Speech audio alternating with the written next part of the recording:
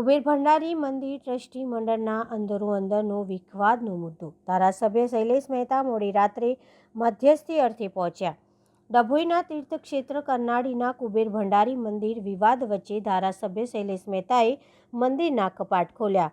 25 વર્ષથી દર માસની એકાદશીએ દર્શને જતા ધારાસભ્યએ પહેલીવાર અમાસે મંદિરના કપાટ ખોલવાનો લાવો મળ્યો.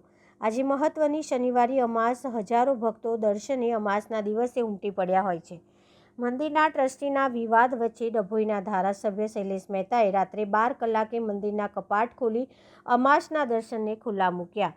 નાણાકીય વ્યવહારો અને વહીવટ મુદ્દે ચેરિટી કમિશનનો વચગાળાનો હુકમ છતાં મંદિરના પૂજારીઓને છૂટા કરતા વિવાદ વકર્યો. અમાસના દિવસે જૂના પૂજારીઓને મંદિરમાં પ્રવેશ બંધી થતાં પૂજારીઓએ વિરોધ કર્યો. પોલીસનો ચુસ્ત બંદોબસ્ત ગોઠવી દેવામાં આવ્યો છે. બંદોબસ્ત વચ્ચે હજારો ભક્તો અમાસના દર્શને પહોંચતા ટ્રસ્ટી મંડળ અને પૂજારી વચ્ચે વિવાદ ન સર્જાય માટે ધારાસભ્ય કુબેર મંદિર દોડી આવ્યા હતા. કપાટ ખોલી દર્શન ખુલ્લા મૂક્યા બાદ ભક્તોએ શિવજીના દર્શન કર્યા. પૂજારીઓ સાથે બેઠક કરી મામલો શાંત પાડ્યો. નવા ટ્રસ્ટી મંડળની રચના બાદ 5 ટ્રસ્ટીઓના 2 ભાગલા, 3 સ્થાનિક ટ્રસ્ટી અને 2 નિરંજની અખાડાના સંતો વચ્ચે કરનાળી મંદિરનો વિવાદ મધ્યસ્થી સુખદ સમાધાન આવશેનું ધારાસભ્યએ જણાવ્યું હતું.